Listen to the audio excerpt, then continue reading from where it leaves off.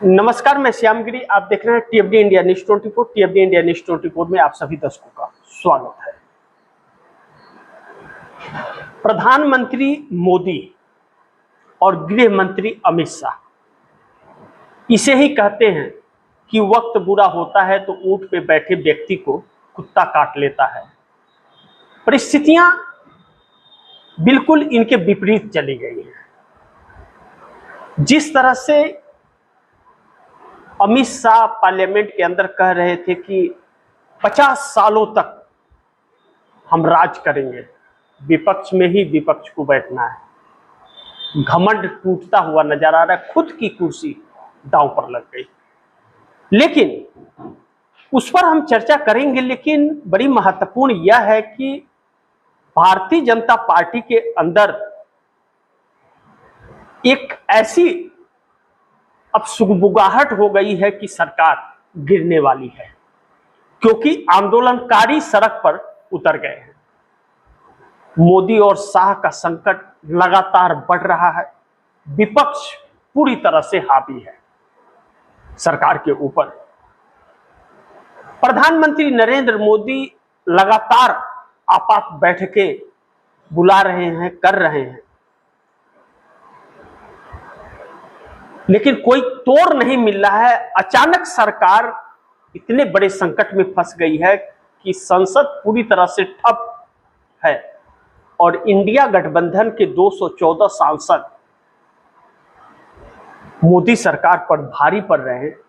सरकार की सांस अटकने लगी है।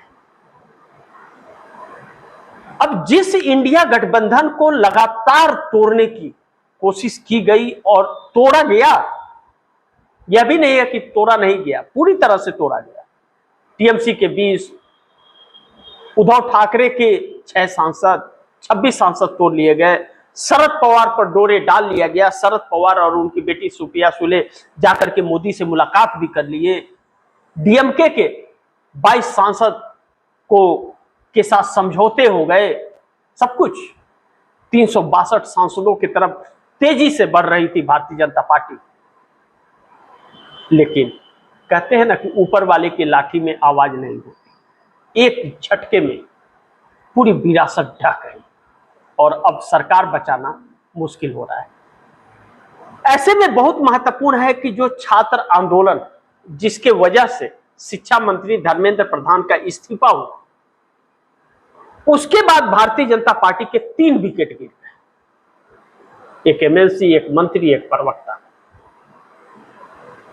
और भाजपा से सस्ता भी छोड़ रहे। अब भारतीय जनता पार्टी के अंदर बड़े बड़े नेता पार्टी छोड़कर अपनी इज्जत बचाने के फिराक में है। मैं आप दर्शकों को बार बार कहता था कि भाजपा की बगावत ये इस देश की गोदी मीडिया दिखाता नहीं है, और अंदर जो ज्वालामुखी पनप रहा था वह फटने के कगार पर आ गया, बुलबुला छोड़ दिया है। अभी इंडिया गठबंधन जिस तरह संसद के अंदर, लोकसभा और राज्यसभा के अंदर हावी है सरकार पर, और सरकार भाग रही है। 20 जुलाई से लेकर के और 31 जुलाई के बीच संसद चला ही नहीं, और 13 अगस्त तक आखिरी समय है। उसके बाद फिर नवंबर में होगा पार्लियामेंट सेशन। तो सरकार कैसे काम करेगी इतने दिन? लेकिन भारतीय जनता पार्टी के अंदर से भी अब मोदी और अमित शाह को सपोर्ट नहीं मिल रहा है, और विपक्ष पूरी तरह से अमित शाह के इस्तीफे की मांग कर रहा है।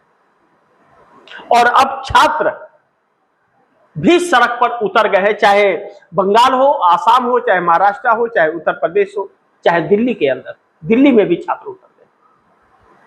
अब अगर दूसरा आंदोलन छात्रों का हो गया और 20 जुलाई वाली परिस्थितियां सड़कों पर दिख गई, तो इस बार अमित शाह का इस्तीफा नहीं, मोदी की सरकार चली जाएगी। और यह चीज भारतीय जनता पार्टी के प्रवक्ताओं को, नेताओं को अब एहसास हो चुका है, और इसमें मुरली मनोहर जोशी जैसे लोग छात्रों के साथ खड़े हैं, जो भाजपा के वरिष्ठ नेताओं में एक है। ऐसे में इंडिया गठबंधन इतना बड़ा मौका कैसे छोड़ दे। अब इंडिया गठबंधन एकजुट है, राम मंदिर में चंदा चोरी को लेकर के भी नाटक प्रस्तुत कर रहा है, संसद परिसर के अंदर चंदा चोरी पर, और दूसरी तरफ छात्रों के साथ हुई बर्बरता पर गृह मंत्री अमित शाह का इस्तीफा। नरेंद्र मोदी मजबूर है। धर्मेंद्र प्रधान और अमित शाह में बहुत फर्क है। अमित शाह वजीर है, अगर नरेंद्र मोदी राजा है तो वजीर यह है, इन्हीं की वजह से राजा है, तो अमित शाह को इस्तीफा वो ले नहीं सकते। तो अलग अलग तरीके से हैंडल करने की कोशिश की जा रही है, लेकिन सारी कोशिश नाकाम हो रही है और छात्रों का अल्टीमेटम साफ है, अमित शाह का इस्तीफा। यहां तक कि कुछ पुलिस वालों के परिवार के जो लोगों को ला करके प्रेस कॉन्फ्रेंस तक करवा दिया गया, लेकिन कोई भी असर नहीं। नरेंद्र मोदी आकर के फिर रात को 12 बजे एक वीडियो पोस्ट करते हैं इंस्टाग्राम पर, लेकिन कोई असर नहीं। इस्तीफा चाहिए और नरेंद्र मोदी यह काम कर नहीं सकते।